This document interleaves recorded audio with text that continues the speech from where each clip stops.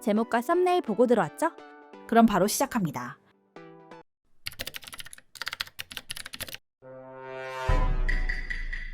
순위 외 자동차 아바타인 필, 제대로 완주도 못하는 레온, 사이버 시스템을 사용 못하는 오오토모, 하야토에게 아스라다를 빼앗긴 원조 억가 히요시, 사람들은 누군지도 모르는 마리는 제외함.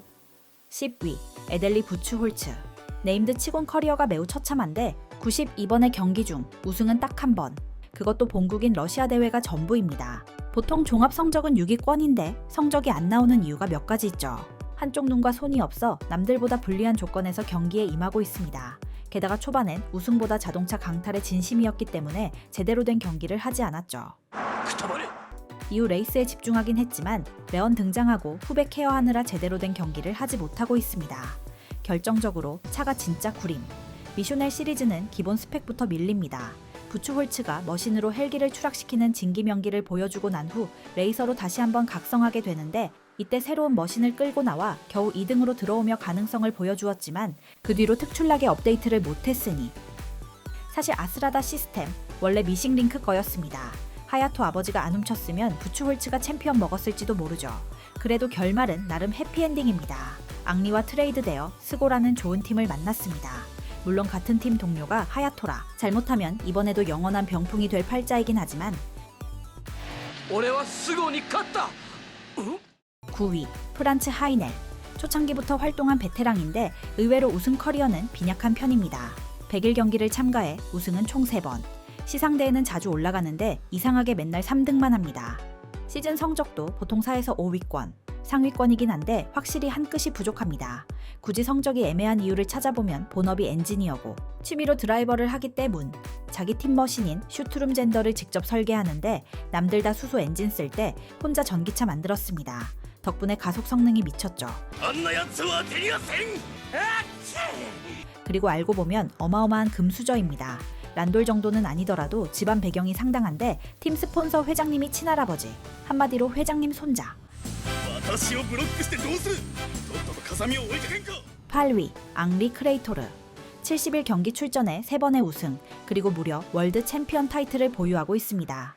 커리어만 보면 최상위권 레이서 같지만 사람들 사이에서는 역대급 운빨의 아이콘으로 불리죠. 앙리가 챔피언을 먹었던 2018년도는 그야말로 운이 지배한 시즌이었습니다. こんな奴がサイバー仕様に残るチャンピオンか 당시 소속팀 수고의 머신 가랜드는 압도적인 성능을 자랑했고 강력한 우승 후보들이 알아서 자멸해줬습니다. 하야토와 란돌은 시즌 중간에야 복귀했고 신조는 라이벌들이 사라지자 오히려 갈 길을 잃었으며 구데리안마저 지지부진했습니다. 사실상 카가와 앙리 둘이서 다 해먹은 꿀 시즌이었습니다. 결정적으로 마지막 경기에서 하야토의 희생적인 하드 캐리가 없었다면 앙리의 챔피언 트로피는 존재할 수 없었습니다. 行くぞ僕についてこい 실력보다는 상황이 만들어준 억지 챔피언이라는 평이 지배적인 이유입니다. 운으로 먹은 타이틀의 미천은 바로 다음 해인 2019년에 드러납니다. 전년도 챔피언임에도 불구하고 우승은커녕 포디움에 딱 한 번 올라가는 굴욕을 맛봅니다. 이후 4년 연속 시즌 7위라는 챔피언 출신이라고는 믿기지 않는 초라한 성적을 기록하죠. いくら走っても先輩のタイムに追いつけやしない。それが 2023년도부터는 미싱링크로 이적했지만 스펙에서 뒤떨어지는 머신을 끌고 다니게 되니 아마도 더 부진한 성적을 기록할 듯. 7위 피탈리아 로페. TV판 이후로는 감독으로 전향해 비중이 급격히 줄어들었지만 실력만큼은 의심의 여지가 없는 강자입니다. 비중은 낮아도 무려 2012년과 2014년 두 번이나 월드 챔피언을 차지한 실력자. ブラジルが生んだ天才レーサー前年度のワールドチャンピオンピタリア・ロペ 이런 화려한 커리어 덕분에 고국인 브라질에서는 국민 영웅 대접을 받고 있죠. 은퇴를 앞둔 2015년 시즌에서도 당시 머신 성능이 현저히 떨어지는 악조건이었지만 종합 4위를 기록하며 베테랑의 저력을 보여주었습니다. 彼らが無得点で私が優勝すれば大逆転。私のファンはそう願ってるよ。 게다가 이때는 팀의 포인트를 승계하는 방식이 있어 란돌이 슈마허의 포인트를 승계받지 않았다면 사실상 종합 3위도 할 수 있는 상황. 운적인 요소를 제외한다면 실질적인 탑 3위 기량을 유지했던 셈입니다. 전성기 지나고 차가 안 좋아도 클래스는 영원하다는 걸 보여며 실력만큼은 깔 게 없는 정통파 드라이버.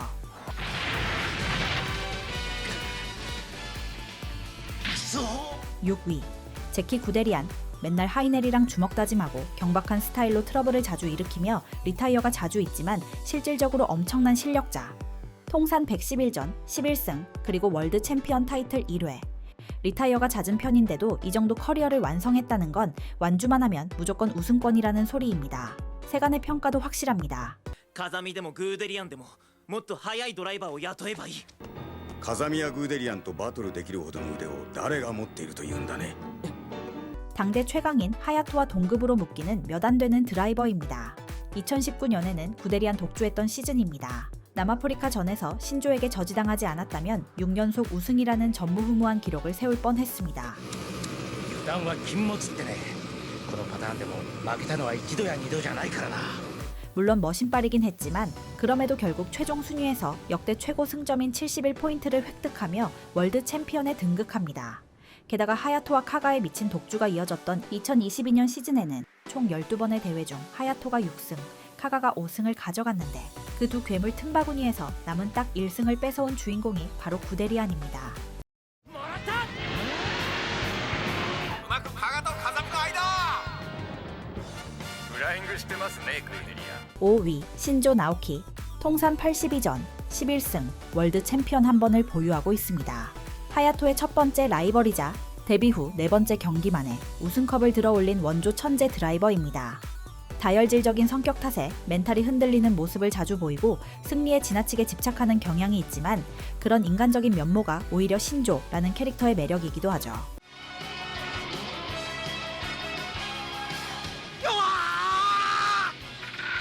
エンジンブローの危険ブーストをカットしてください。ダメだ、ここまで来て負けられるか。何？ 신조 인생에서 가장 아까운 순간은 2016년입니다. 마지막 경기에서 본인보다 한 수 위로 평가받던 슈마어를 추월하는 역대급 드라이빙을 선보였지만 안타깝게 3위에 그치며 월드 챔피언 타이틀을 놓치고 맙니다. どうしてあなたは爪が甘いの 2017년도에는 초반에 부진한 성적을 내다가 중반 이후 좋은 성적을 계속해서 기록하며 월드 챔피언이 되지만 문제는 우승 후보였던 하야토와 란돌이 부상으로 빠졌을 때라 세간에서는 빈집털이 챔피언이라며 아무도 인정하지 않았죠. チャンピオンといってもあの誰もいなかった年でのことでしょ。あんなもの誰が認めていると思ってるんです。 하지만 그의 재능만큼은 확실합니다. 단 한 번뿐이었지만 제로의 영역을 체험하기도 했고 インを締めろ。奴はアウトから来るぞ。 각성만 한다면 하야토를 위협할 수 있는 몇 안 되는 드라이버입니다. 실제로 2020년 미국 스토카 레이스에서 거친 드라이빙을 배우고 돌아온 뒤에는 그 괴물 같은 알자들을 실력으로 찍어 누르는 모습을 보여주기도 했습니다.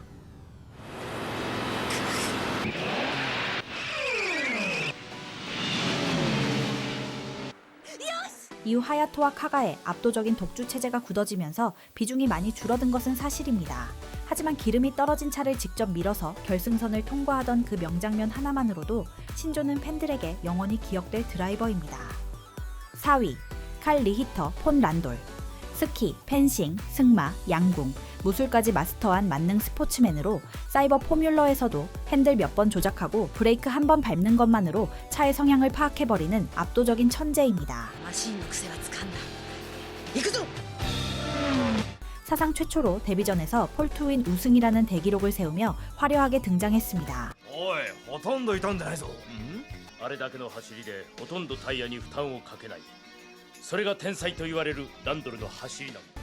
모두가 천재라고 칭송하지만 정작 커리어 내내 월드 챔피언 타이틀은 단 한 번도 따지 못했죠.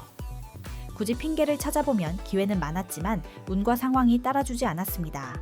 2016년에는 5차전까지 유력한 우승 후보였으나 슈마어가 참전하며 페이스가 무너져 결국 종합 4위에 머물렀습니다.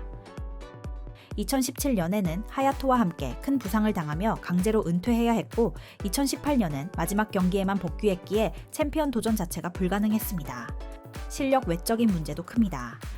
這いつくばって乗るなどまっぴらだ。これでは紅茶も飲めん。 레이스 도중 툭하면 티타임을 가지는 기행을 일삼는데 팬들 사이에서는 차만 안 마셨어도 우승컵 몇 개는 더 가져갔을 것이라는 말이 기정사실처럼 통합니다. ティータイムだ。 가장 큰 이유는 챔피언에 대한 간절함, 즉 헝그리 정신의 부재입니다. 모든 걸 다 가진 란돌에게 레이싱은 하야토와의 승부를 즐기기 위한 수단일 뿐 챔피언 트로피 자체가 목적이 아니었습니다. 僕はお前だけには負けたくない。ただそれだけで今までサイバーフォーミュラをやってきたんだ。 승부 그 자체에만 집착하다 보니 정작 시즌 전체를 관리하는 노련함이 부족했던 셈입니다. 3위, 나이트 슈마허. 총 9번의 레이스 중 우승 5번, 승률이 무려 50%가 넘어가는 경이로운 성적을 보유한 드라이버입니다. 첫 등장부터 전년도 월드 챔피언인 로페를 압도적으로 찍어 누르며 우승을 차지해 전 세계를 충격에 빠뜨렸습니다. 특히 2017년 시즌은 공포 그 자체였습니다. 딱 6번 출전해서 4번을 우승해버리는 괴물 같은 기량을 선보였는데 당시 같은 팀이었던 신조 나오키가 バカな同じマシンで 절망 섞인 한탄을 내뱉었을 정도입니다. 가장 말도 안 되는 기록은 그의 마지막 경기입니다. 見ていろ隼人超音速の騎士としての最後の走りを 시력 상실의 위기 속에서 사실상 눈을 감고 레이스에 임했음에도 선두 그룹에서 밀려나지 않고 4위로 골인했습니다. 만약 이때 슈마허가 2위로 들어왔거나 하야토가 1위를 놓쳤다면 2017년에 월드 챔피언은 나이트 슈마허의 차지였습니다. 2020년 테스트 드라이버로 활동할 당시에도 현역을 능가하는 실력을 유지했습니다. くそコーナーのうまさは相変わらず絶妙。 주인공 하야토조차 리프팅 턴이라는 필살기를 개발하지 못했다면 슈마허를 절대로 추월하지 못했을 것이라는 평이 지배적. 아마도 제로의 영역에 들어가지 않는 선에서는 세계관 최강자가 아닐까. 2위 블리드카가 통산 40전 9승 월드 챔피언 1회를 기록했습니다. 주인공인 하야토의 영원한 숙적이자 실력 면에서 가장 강력한 대항마입니다. 카가는 일찍이 슈마허에 필적하는 드라이버라는 사실을 증명했습니다. むちゃくちゃだ。 더불어 당시 카가의 테스트 기록은 슈마허의 예상 기록보다 0.1초 뒤처지는 수준이었습니다. 49秒13信じらんない 하지만 당시 카가가 몰았던 차는 자신의 전용 머신이 아닌 슈퍼 아스라다였고 슈마허의 기록은 스펙이 더 좋았던 엑스페리온의 기록이었습니다. 동일한 조건이었다면 카가가 슈마허를 충분히 앞질렀을 것이라는 평이 지배적입니다. 제로 시리즈에서 シューマッハにもランドルにも勝てるって自信はある 라고 말한 것은 결코 허세가 아니었습니다. 제로의 영역을 하야토와 대등하게 다룰 수 있는 유일한 인물이며 순수하게 본인의 감각만으로 정점에 올라선 드라이버입니다. あいつ新たなドリフト。枠がないからなカガには 하야토와의 결정적인 차이는 머신의 보조 유무입니다. 하야토는 아스라다의 서포트를 받아 제로의 영역을 조절하며 정신적, 체력적 소모를 최소화합니다. 반면 카가가 탔던 오거는 드라이버를 한계까지 몰아붙이는 머신입니다. 사실상 상시 강제 발동 모드로 목숨을 걸고 정신력을 갈아 넣으며 달려야 했습니다. 결국 최종전에서 하야토를 꺾고 챔피언 자리에 오르는 데 성공했지만 본인 스스로도 一度きりの勝利だやっぱ本当に強えのはあいつの方だよ 라고 인정할 만큼 실력과 운 그리고 모든 것을 쏟아부어 얻어낸 단 한 번의 기적 같은 승리였습니다. 1위 카자미 하야토, 사이버 포뮬러 역사상 부동의 1위, 주인공 카자미 하야토입니다. 기록부터 차원이 다릅니다. 통산 80전, 34승, 월드 챔피언 5회 달성. 다른 네임드 레이서들이 10승 내외에 머무를 때 혼자 34승을 찍었습니다. 데뷔와 동시에 챔피언을 차지한 반박 불가능한 세계관의 본좌입니다. 첫 대회부터 그의 행보는 예사롭지 않았습니다. アスラーダはハヤトが完走する確率は 7% だと弾き出しています 완주조차 힘든 첫 레이스에서 3위를 기록하며 일본 그랑프리에 진출했고 첫 그랑프리에서도 곧바로 3위에 오르며 슈퍼 라이센스를 취득했습니다. 이후 5번 만의 출전으로 우승컵을 들어 올리는 미친 성장세를 보여주었습니다.